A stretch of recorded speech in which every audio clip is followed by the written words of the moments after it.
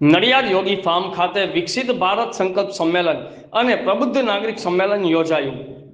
Cabinet મંત્રી રમણભાઈ સોલંકી અને રાજ્યમંત્રી સંજયસિંહ મહિડાએ પ્રેરક ઉપસ્થિતિ આપી।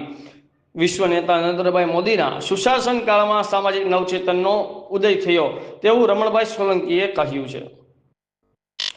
નડિયાદ ગંજ બજારના વેપારી એસોસિએશન દ્વારા આયોજિત આ કાર્યક્રમમાં ઉપસ્થિત મહાનુભાવોએ 12 વર્ષની વિકાસ ગાથાની પ્રસ્તુતિ કરી હતી। કેબિનેટ મંત્રી રમણભાઈ સોલંકીએ જણાવ્યું હતું કે વિશ્વ નેતા નરેન્દ્રભાઈ મોદીના સુશાસન કાળમાં સામાજિક નવચેતનનો ઉદય થયો છે। આજે સામાન્ય અને વંચિત વર્ગોના માણસો સ્વમાનભેર જીવી રહ્યા છે। વડાપ્રધાનના માર્ગદર્શનમાં સામાન્ય લોકોને રોટી, કપડાં અને મકાન સાથે શિક્ષણ, આરોગ્ય, રોજગારની વિપુલ જરૂરિયાતો પૂરી પાડવામાં આવી છે। આ તકે અગ્રણી અજયભાઈ બ્રહ્મભટ્ટ અને નયનાબેન પટેલ પ્રાસંગિક ઉદ્બોધન કરી કાર્યક્રમમાં સૌને આવકાર્યા હતા। આ કાર્યક્રમમાં નડિયાદના મેયર મનીષ પટેલ, જિલ્લા પંચાયત પ્રમુખ હિતેશ તડવી, મહેમદાબાદ ધારાસભ્ય અર્જુનસિંહ ચૌહાણ, માતર ધારાસભ્ય કલ્પેશભાઈ પરમાર, ઠાસરા ધારાસભ્ય યોગેન્દ્રસિંહ પરમાર, અગ્રણી અજયભાઈ બ્રહ્મભટ્ટ, નયનાબેન પટેલ, નિખિલભાઈ પટેલ, ગંજ બજાર વેપારી એસોસિએશન હોદ્દેદારો સહિત અન્ય મહાનુભાવો અને જિલ્લાના પ્રબુદ્ધ નાગરિકો ઉપસ્થિત રહ્યા હતા। રિપોર્ટર ઉમંગભાઈ શર્મા, આઝાદ મીડિયા લાઈવ, માતર।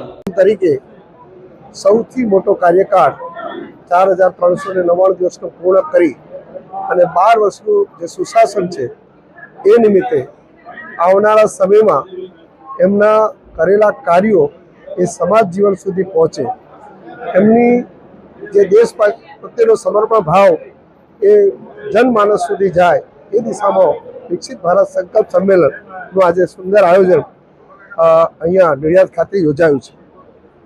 આજના કાર્યક્રમમાં મુખ્યત્વે મોદી સાહેબ પર જે જન સમાજે મૂકેલો વિશ્વાસ, એમના શાસનમાં થયેલા કાર્યો અને એમની સરકાર દ્વારા થયેલા પ્રજા કલ્યાણના જે વિવિધ યોજનાઓ એ વિષયની પણ ખૂબ મોટી ચર્ચા કરવામાં આવી છે અને ખૂબ મોટી સંખ્યામાં આજે નડિયાદ ખાતે સમાજના શ્રેષ્ઠીઓ છે કે જે મોદી સાહેબના કામથી પ્રભાવિત છે એવા બધા જ આજે ઉપસ્થિત છે અને ખૂબ સરસ વાત અહીંયાથી મૂકી અને એનો સંદેશો આપ્યો છે।